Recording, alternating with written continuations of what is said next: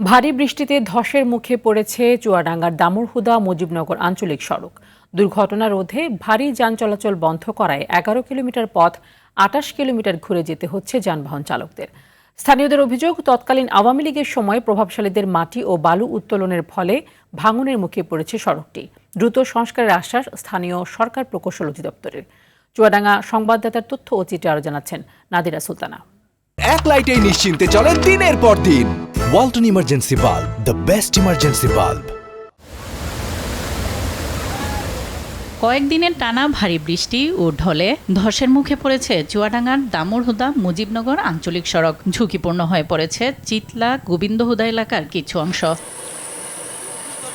স্থানীয়দের অভিযোগ, তৎকালীন আওয়ামী লীগ সরকারের সময়ে সড়কের পাশ থেকে মাটি ও বালু উত্তোলন করেছে প্রভাবশালীরা। এতে বড় গর্তের কারণে ভাঙনের মুখে পড়েছে সড়কটি। হুমকিতে আছে সড়কের পাশে থাকা সরকারি গাছ।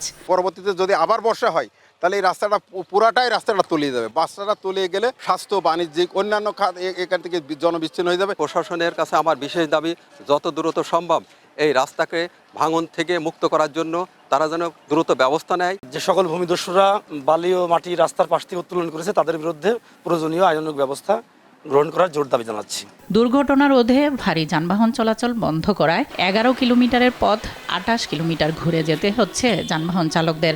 আমরা এখন বর্তমানে দর্শনা হয়ে কারবারডাঙ্গায় যাতায়াত করছি। এতে আমাদের অনেক সমস্যা হচ্ছে, অনেক গাড়ি ড্যামেজ আসছে এবং গাড়িতে লং পথ যাওয়া লাগছে। এদিকে দ্রুত সড়কটি সংস্কার করে যোগাযোগ ব্যবস্থা স্বাভাবিক করার আশ্বাস সংশ্লিষ্টদের। ভারী যানবাহন চলাচল আপাতত বিরত রাখার জন্য সবাইকে অনুরোধ জানিয়েছি। বৃষ্টি থামলেই দ্রুত এই অংশটুকু মেরামতের ব্যবস্থা নেওয়া হবে। প্রাথমিকভাবে একটা প্রপোজাল দিয়েছে, সেই প্রপোজাল অনুযায়ী আসলে আমরা আমাদের উপজেলা পরিষদ থেকে যেন পরবর্তীতে এই রাস্তাটা আর ক্ষতিগ্রস্ত না হয় সেই জন্য প্রকল্প গ্রহণ করে খুব দ্রুতই এটা সংস্কারের কাজ করব। সড়কটি ভেঙে গেলে বিচ্ছিন্ন হয়ে যাবে দামুড়হুদার সঙ্গে প্রায় ৬০টি গ্রাম ও মুজিবনগরের যোগাযোগ ব্যবস্থা। তাই দ্রুত সড়কটি সংস্কারের দাবি সবার। নাদিরা সুলতানা, RTV।